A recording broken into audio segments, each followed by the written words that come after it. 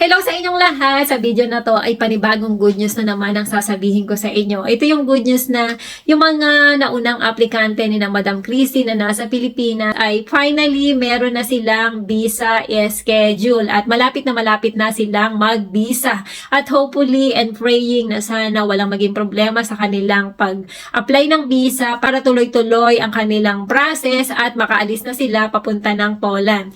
Siyempre, kapag naging maayos ang kanilang pag-visa at makakakuha ulit ng mga another visa slot para sa iba pang mga aplikante, ay pwede nang mag-apply ang mga nasa Pilipinas kina Madam Christy dahil nababawasan na ang mga aplikante at successfully na nakakaalis yung kanilang mga aplikante. Kasi mahirap yung panay tanggap ng tanggap tapos hindi naman nakakapagpaalis. Siyempre, ang pangit ng ganon. Kaya sinisikap natin na mapaalis muna yung mga nauna, successful sila na makaalis para naman maging maganda ang feedback nito para kina Madam Christy at mas marami pang silang matulungan na makaalis, lalong-lalo na ang mga nasa Pilipinas. Alam naman natin na ang mga nasa Pilipinas ay hindi ganoon ang income na nakukuha kasi mahirap talaga kumita ng pera lalo na kung ikaw nasa Pilipinas. Walang maging problema sa pag-apply nila ng visa kasi maraming bali-balita na ang mga nag-a-apply ng visa sa Pilipinas ay marami ang nare-refuse. Sa palagay ko, ang isa sa dahilan kung bakit hindi talaga maiwasan na marami ang nare-refuse dahil nga sa mga ginagawa ng mga nauunang mga kababayan natin na nakakarating ng Poland kasi yung iba sa kanila ay hindi talaga nag-i-stay ng matagal doon sa company nila. Kaya yung mga nahuhuli ay sila yung tumatanggap ng feedback. Yun na nagiging dahilan kung bakit hindi sila makaalis-alis. Kaya sana ang mga kababayan natin na makakaalis papunta ng Poland, sana ay mag-stay naman kayo kahit mga ilang buwan.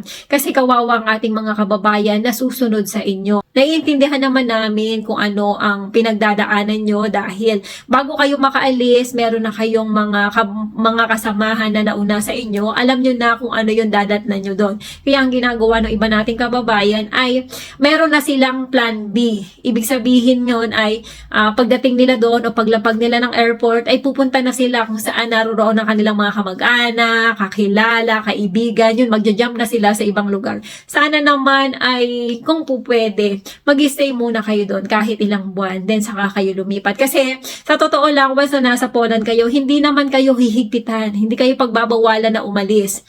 Kasi nga, kayo ay free na gawin ang lahat ng gusto nyo. Pero sana, yun nga, para naman marami tayong mga kababayan ang makarating din ng Europe. Wag sana natin silang biguin na katulad nyo ay makarating din sila at magtagumpay para maabot nila yung kanilang mga pangarap tulad ng mga nauna.